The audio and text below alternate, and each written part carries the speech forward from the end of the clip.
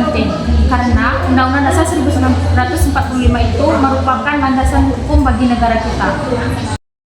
Nah, benar Konit, tapi kita sebagai mahasiswa Indonesia harus mempertanyakan hal-hal terkait tentang konstitusi tersebut apakah relevan dengan kebutuhan zaman saat ini.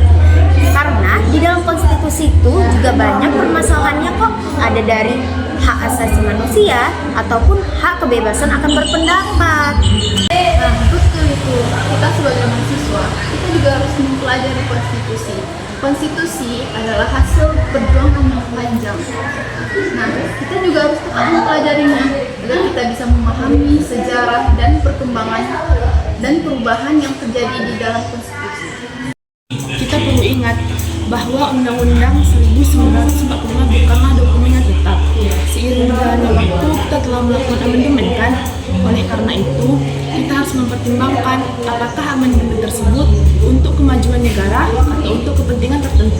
Jadi teman-teman, di dalam buku ini, Undang-Undang Dasar 1945 pertama kali disahkan pada tanggal 18 Agustus 1945. Ini adalah dasar bagi negara kita. Namun, tentu saja dalam perjalanan waktu, amandemen tetap dilakukan sesuai berkembangnya keadaan sosial politik pada masanya.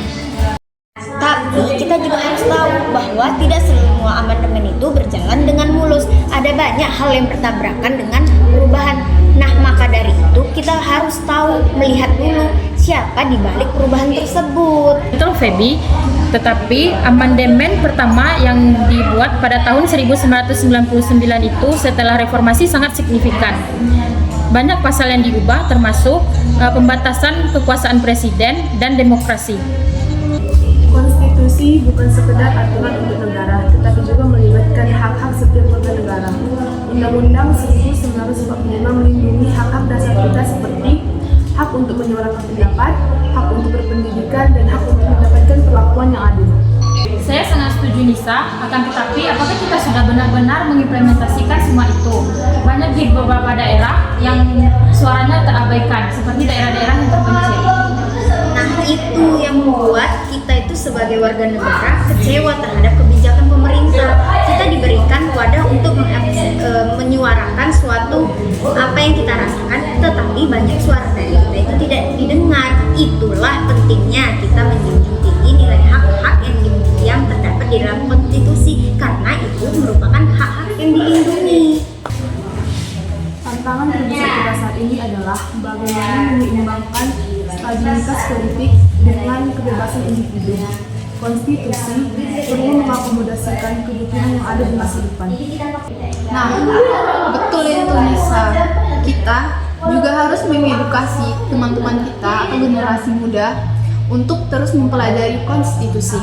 Jangan sampai kita kehilangan arah hanya karena ketidaktahuan kita. Nah, saya yakin jika kita berperan aktif, baik dalam dunia pendidikan, aktivisme maupun politik, kita akan dapat menjadikan Indonesia ini jadi lebih baik dan kita akan terarah dan tentang demokrasi. Nah, Feby setuju. Maka dari itu, kita harus sebagai mahasiswa Indonesia sama-sama berjuang untuk mencerminkan nilai-nilai di dalam konstitusi, yaitu adanya keadilan, demokrasi, dan kesetaraan.